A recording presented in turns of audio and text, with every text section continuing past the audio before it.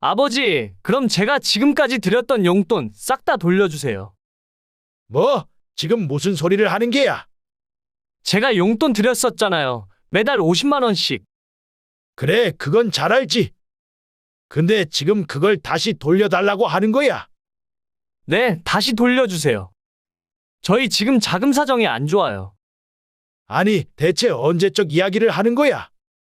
그걸 지금 와서 다시 돌려달라는 자식이 어디 있어? 왜요? 왜 달라고 하면 안 되는데요? 예전엔 형편이 좋았으니 용돈을 드렸던 거고, 이젠 저희도 힘들다니까요. 받을 땐 당연하게 받으셨으면서 이제 와서 나 몰라라 하시면 어떡해요? 오늘 이야기 속의 주인공은 72세 나이의 김 씨와 그의 아들에 대한 사연입니다. 하나뿐인 아들은 김 씨의 인생에서 평생의 자랑거리였어요. 하지만 그런 아들이 사업을 시작하게 되면서 김 씨의 얼굴을 볼 때마다 돈 타령을 그렇게 해대기 시작했고, 능력에 한계가 있는 김 씨가 아들의 기대에 부응하지 못하자 사람이 완전히 돌변하기 시작했습니다. 아들의 사업이 잘 풀렸을 때는 달라는 말이 없어도 매달 용돈을 알아서 보내더니 이제 와서 사업이 힘들어지자 그간 줬던 용돈을 모두 돌려달라는 말이었죠. 그런 아들을 보는 김 씨의 심정은 정말 참담함 그 자체였습니다. 하지만 아무리 힘들다고 해도 당장 아들을 도울 방법이 없었는데, 그런 와중에 김 씨에게 살고 있는 집을 담보로 대출이라도 받아서 돈을 내놓으라는 아들이었어요. 계속 이대로 가다가는 남은 평생 아들에게 돈만 대주다가 비참하게 노년을 보낼 것 같았습니다. 인연을 끊고 싶어도 부자지간이라 쉽게 할 수 없었기 때문에 김 씨는 뾰족한 방법을 찾아야만 하는 상황이었죠. 김 씨에게는 아들이 하나 있었습니다. 똑똑하고 잘생긴 편이라 김 씨 부부에게는 자랑거리였고, 주변 사람들도 아들 칭찬이 자자했어요. 좋은 대학을 졸업하고 남들 부러워하는 금융회사에 취직을 했기 때문에 김 씨는 아들 걱정을 할 필요가 없다고 생각했습니다. 몇 년 후 아들이 장가 간다고 하길래 아들이 결혼하면 집을 해줄 생각으로 평생 모은 돈을 탈탈 털어 서울에 전세를 얻어주었어요. 마음 같아서는 번듯한 집을 사주고 싶었지만 집값이 워낙 비싸고 김 씨 부부의 노후를 생각해서 어쩔 수가 없었습니다. 너희들한테 아파트를 사줬어야 하는데 미안하다. 괜찮아요. 이 정도만 해도 충분히 감사한 일이죠. 아무것도 없이 시작하는 사람들도 있는데요, 뭐. 그래, 너희 둘 다 똑똑하고 야무지니까 금방 집도 살 수 있을 거야.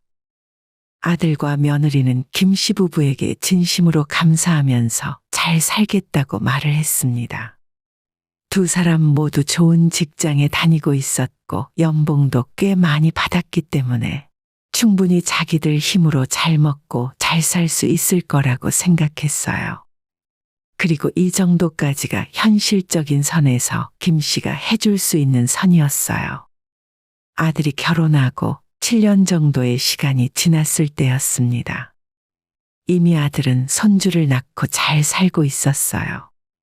결혼할 때 김 씨가 보태준 전세금을 미천으로 착실하게 돈을 모아왔고, 드디어 새로 집을 사서 이사 갈 수 있는 돈을 모았다는 말을 전해왔어요. 그 말을 들은 지도 반년이 넘었는데 어쩐 일인지 아들은 이사 갈 생각을 하지 않고 있었고, 김 씨는 의아한 기분이 들었습니다. 그런데 얼마 후 혼자 살던 김 씨의 장모가 사망하게 되면서 재산 정리를 하게 되었고, 그 과정에서 2억에 가까운 현금을 유산으로 받게 되었습니다. 장모의 죽음에 김 씨도 기분이 좋지 않았지만 처가 형제들끼리 다 나누고도 2억이라는 큰 돈을 물려받게 되니 얼떨떨한 기분이었죠. 그리고 누구보다 이 사실에 관심을 갖게 된 건 김 씨의 아들이었습니다. 네? 얼마라고요? 1억 9천 정도 될 거다. 정말요? 외삼촌이랑 이모도 있어서 얼마 안 될 줄 알았는데 완전히 예상 외네요. 마치 아들은 길을 가다 로또라도 맞은 듯한 반응이었죠. 아내도 마음을 조금 수습하고 났더니 김 씨 부부는 어느 정도 마음의 여유가 생긴 듯한 기분이 들었어요. 그런데 얼마 지나지 않아 아내가 김 씨에게 이렇게 말을 하는 겁니다. 애들 집 사서 이사한다고 하지 않았어요? 그런 말을 들은 것 같긴 한데 그 뒤로 아무 말이 없어서 어떻게 된 건지 잘 모르겠네. 혹시 돈이 부족해서 그런 거 아닐까요? 만약에 돈이 부족하면 이 돈으로 애들 이사하는데 보태줄까 해서요. 아들이 결혼할 때 집을 못 사주고 전세금만 겨우 해준 것에 대해 아내는 그 뒤로 내내 마음에 걸려 했습니다. 그래서 장모의 유산으로 받은 돈을 아들의 집을 구하는 것에 보태자고 말했죠. 하지만 김 씨는 그 말을 듣고도 왠지 망설여졌어요.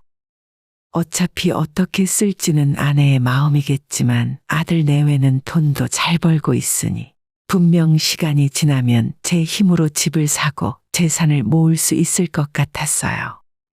그렇다면 그 돈으로 김 씨 부부의 노후를 챙기는 것이 훗날 아들에게 더 도움이 되는 것이 아닐까 싶었습니다.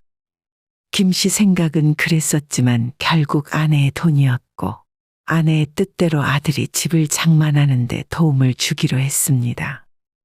다음 날 아들에게 그 말을 꺼내자 아들은 뜻밖의 대답을 했어요. 사실 안 그래도 아버지한테 전화 드리려고 했어요. 제가 사업을 구상하고 있는데 초기 자금이 부족해서 망설이고 있었거든요. 사업? 갑자기 사업은 무슨 사업?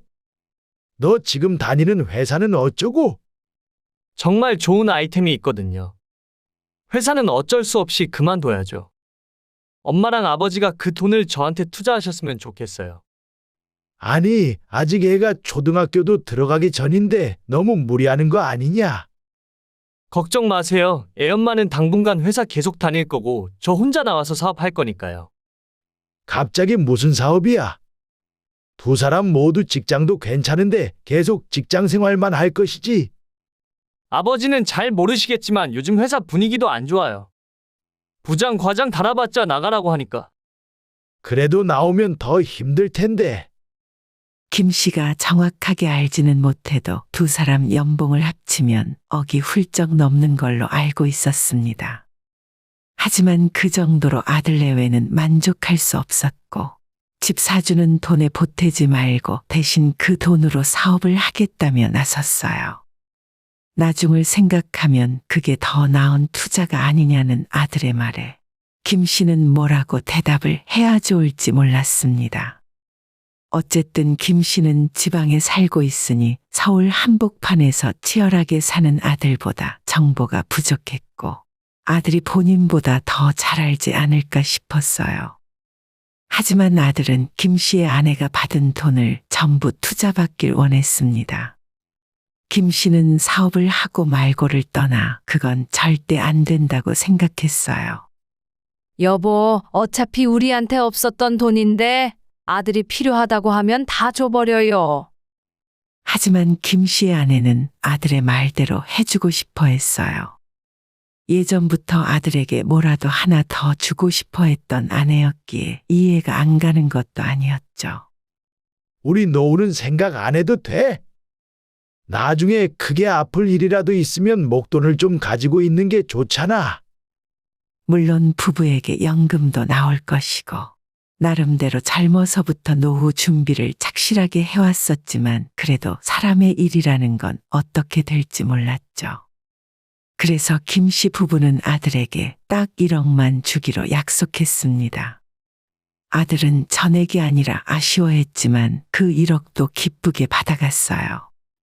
그리고 그게 잘한 결정이었다는 건 약 1년이 지나자 알게 되었습니다. 그쯤에 김 씨는 체력적으론 건강이 슬슬 염려되어 평생 하던 일을 그만두게 되었어요. 김 씨가 일을 그만두고 얼마 후에 아들은 갑자기 김 씨의 계좌로 50만 원을 보냈습니다. 이게 갑자기 무슨 돈이냐? 그냥 별거 아니에요. 아버지 일도 그만두셨으니 용돈 쓰시라고요. 괜찮아. 난 용돈 충분히 있으니까 너 사업하는데 보태. 걱정하지 마세요. 저 지금 돈 잘 벌고 있어요. 아들에게 처음으로 받아보는 용돈이라 얼떨떨한 기분이 들었지만 내심 좋았습니다. 김 씨의 아내는 아들 내외가 아직 전셋집에 살면서 자신들에게 용돈까지 보내주니 부담스러워했고 돈을 보낼 필요 없다는 말을 했지만 아들은 그 뒤로도 매달 김 씨의 계좌에 50만 원씩을 보내왔어요. 하지만 그것도 10달이 채 가지 않았습니다. 아버지 죄송한데 이번 달에는 용돈을 못 드릴 것 같아요. 다음 달에는 어떻게 될지 봐야 할 것 같아요. 난 됐다니까. 그러게 왜 용돈을 보내주고 그래? 그동안 챙겨준 것만으로 충분하다. 아들의 사업이 갑자기 힘들어진 것 같았고 용돈도 그때부터 뚝 끊기고 말았어요. 초반에 사업이 잘 된다고 할 때 며느리까지 다니던 직장을 그만두고 아들과 함께 사무실에서 일을 했기 때문에 무척이나 신경이 쓰였습니다. 그런 아들 내외를 김 씨보다 아내가 훨씬 더 걱정하고 있었죠. 우리가 어떻게든 도와줘야 하는 거 아니에요? 안 그래도 김 씨 역시 발을 동동 구르고 있었는데 그때 아들에게 연락이 왔습니다. 아버지 급하게 이번 달 막을 돈이 있는데 5천만 원 정도만 빌려주실 수 있으세요? 안 그래도 도와줄 생각을 하고 있었지만 막상 큰 돈을 또 달라고 하니 김 씨는 마음이 좋지 않았어요. 하지만 아들이 하는 사업에 대해 전혀 아는 바가 없으니 김 씨도 뭐라 조언조차 할 수가 없는 상황이었죠. 5천, 아니 기왕이면 한 번에 6천 정도는 빌려주시면 좋을 것 같아요. 아들은 이번엔 빌려달라고 말을 했지만 6천을 주고 돌려받지 못하면 김 씨 부부 수중에 여윳돈이 별로 남지 않았습니다. 하지만 이대로 아들의 부탁을 거절할 수는 없는 노릇이라 결국 아들이 원하는 대로 6천만 원을 빌려주게 되었죠. 아들은 반드시 갚겠다며 차용증까지 써주고 돈을 빌려갔습니다. 그 당시에는 아들도 미안한 마음에 차용증을 써준 것 같았지만 훗날 생각해보면 그게 김 씨 입장에서는 가장 잘한 일이 되었습니다. 무슨 아들한테 돈을 빌려주고 차용증까지 받아요. 내가 달라고 했나? 걔가 써서 가져왔는데. 김 씨의 아내는 아들에게 돈을 빌려주며 차용증까지 받은 김 씨가 못마땅한 듯 했어요. 사실 김 씨도 자식에게 빌려주는 돈을 악착같이 받을 생각을 하진 않았습니다. 그저 자식이 고생 안 하고 며느리 손주와 잘 먹고 잘 살기만 바라는 마음이었죠. 하지만 안타깝게도 아들은 그게 끝이 아니었고 몇 달 후에 또다시 김 씨에게 찾아와 돈을 달라며 생떼를 쓰기 시작했습니다. 아버지, 제가 지금까지 드렸던 용돈 싹 다 돌려주세요. 김 씨는 순간 자신이 뭘 잘못 들었나 싶어 어안이 벙벙해졌어요. 뭐? 너 지금 무슨 소리를 하는 게야? 용돈이요, 용돈. 제가 용돈 드렸었잖아요. 매달 50만 원씩. 그래, 그건 잘 알지. 근데 지금 그걸 다시 돌려달라고 하는 거야. 김 씨는 말을 하면서도 이 상황이 도무지 믿겨지질 않았습니다. 네, 다시 돌려주세요. 저희 지금 자금 사정이 안 좋아요. 아니, 대체 언제적 이야기를 하는 거야?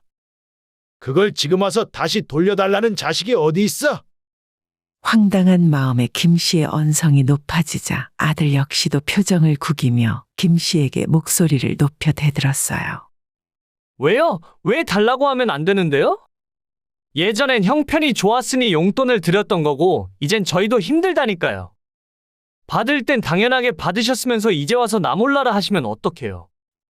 김 씨는 그 돈을 당연하게 받은 적이 없었고 아들이 힘들다고 할 때 외면하고 모른 척 하지도 않았습니다. 결혼 전에 뒷바라지 해준 돈을 계산하지 않더라도 결혼할 때 전세금으로 3억에 가까운 돈을 지원해 주었고 그 뒤로도 사업자금으로 가져간 돈까지 합하면 결코 적은 금액이 아니었어요. 아들이 지금까지 김 씨에게 주었던 용돈을 다 합쳐봤자 600만 원 정도에 불과했는데 돌려주려고 하면 못 줄 것도 없었지만 이 상황이 경우에 맞지 않은 것 같아 다시 한번 짚고 넘어갔어요. 그럼 내가 지금까지 너가 준 용돈을 다 저금하고 있어야 했냐? 용돈을 마지막으로 준 게 언젠데 이 난리를 치는 거야.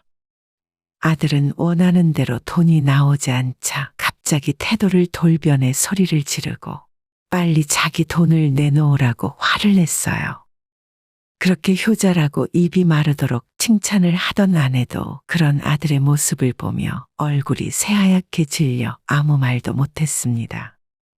김 씨는 단호하게 한 번 준 용돈을 돌려받는 경우가 세상에 어디 있냐고 거절했고, 아들은 거실에서 난동을 부리며 자신의 핸드폰과 TV 리모컨을 벽에 집어던졌어요.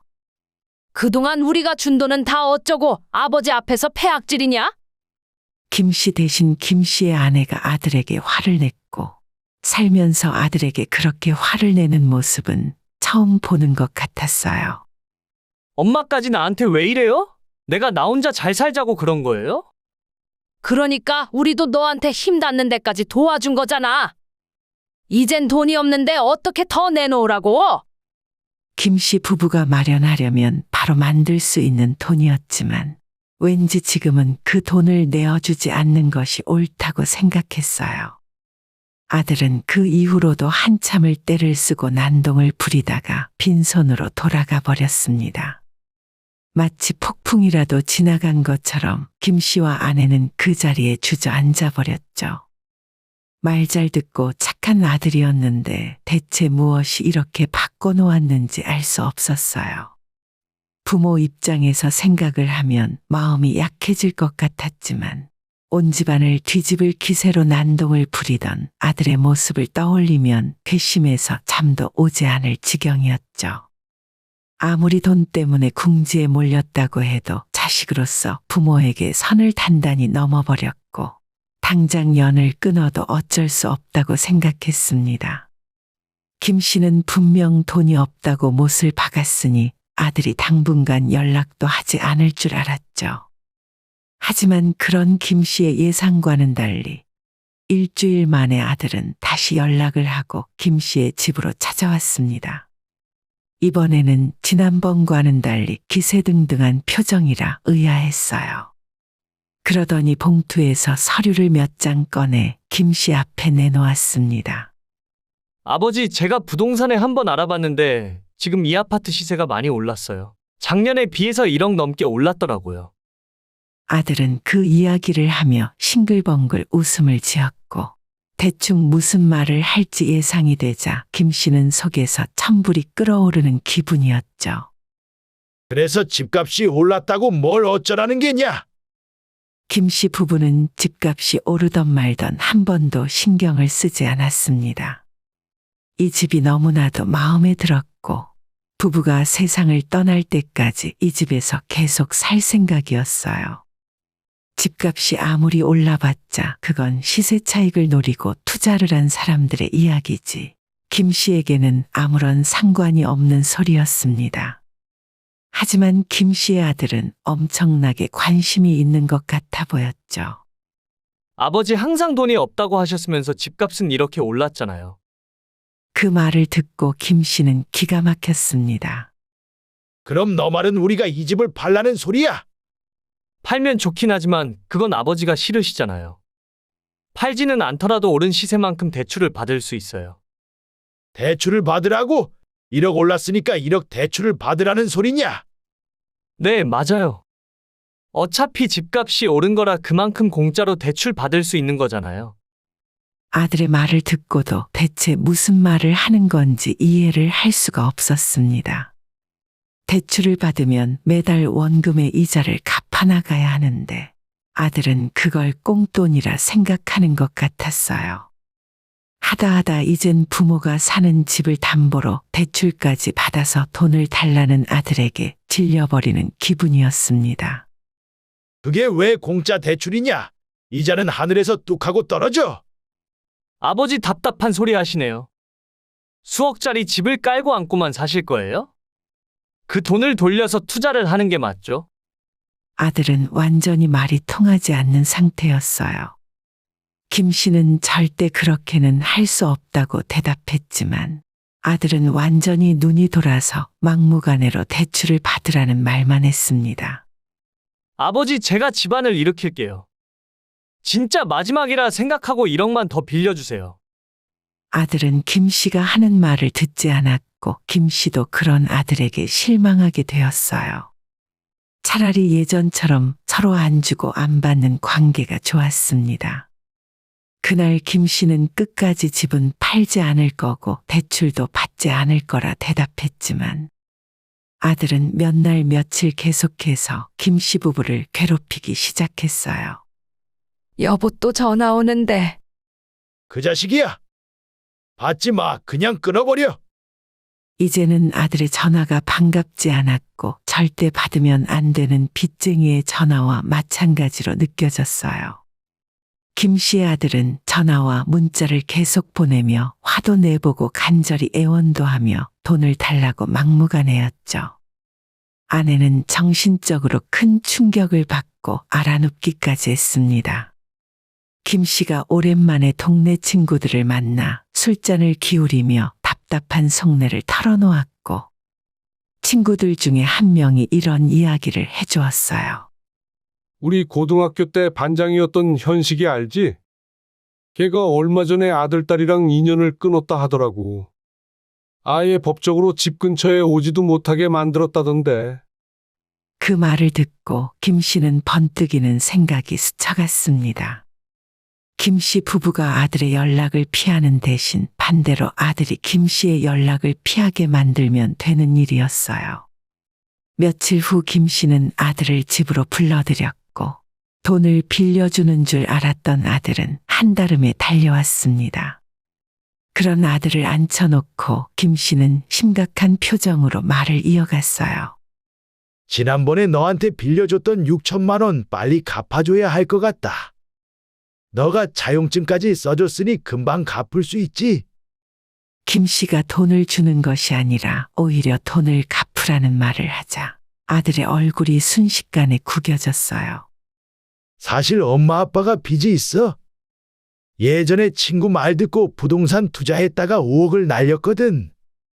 이 집 팔면 바로 그 돈 압류당해서 한 푼도 남지 않을 거다. 5억이요? 아니, 아버지가 무슨 투자를 하셨길래 빚이 5억이나 생겨요? 무조건 2배 오른다고 하길래 여기저기 돈 끌어모아서 한 번에 투자했지. 지금 당장 얼마라도 갚으라고 하니까 너한테 돈 받아서 급한 불이라도 꺼야겠다. 엄청난 금액에 아들은 할 말을 잃었습니다. 그리고 너 지금 살고 있는 아파트 전세자금 대출 좀 알아봐 줄래? 네, 저희 집까지요? 아버지 아파트를 팔면 되잖아요. 안 그래도 부동산에 내놨어. 이 집 팔면 당장 어디 들어가 살 곳도 없는데. 너한테 전세금 줬던 거라도 돌려받아야 우리도 갈 곳이 있지. 어떡하겠냐? 자식인 네가 우리 좀 도와줘야 할 것 같아. 아니, 저희도 그럴 수 있는 상황이 아니잖아요. 그럼 일단 6천만 원만 빨리 갚아봐. 아들은 쫓겨나듯 김 씨의 집에서 도망쳤고 그런 뒷모습을 보며 김 씨는 씁쓸한 기분이 들었습니다. 대충 지어낸 이야기였지만 큰 빚이 있다는 말만 듣고도 아들은 꽁지가 빠지게 도망쳐버렸어요. 다음 날 김 씨는 차용증 사진을 찍어 아들에게 보냈고 아들은 그걸 확인하고 나서도 아무런 답장을 보내지 않았어요. 매일 하루에 한 번씩 돈을 갚으라고 했더니 한 달이 지났을 때 아들은 김 씨에게 3천만 원을 송금했습니다. 아버지, 저 진짜 지금은 그것밖에 못 드려요. 나머지는 여권 되면 드릴게요. 김 씨는 거기에서 끝내지 않고 전세금은 언제 빼서 줄 거냐고 구질구질하게 물었더니 아들은 바로 전화를 끊고 김 씨와 아내의 번호를 차단해버렸습니다. 그 이후로 다시는 아들에게 먼저 연락이 오지 않았고 김 씨는 해방된 기분이었죠. 아내도 아들에게 무작정 해주기만 한 지난 날을 반성하며 앞으로는 부부 두 사람의 노후에 신경을 더 써야겠다는 생각이었어요. 부모 자식 관계는 서로가 금전적인 도움이 필요 없을 때 더 잘 지낼 수 있는 것 같습니다. 오늘의 영상은 여기까지입니다.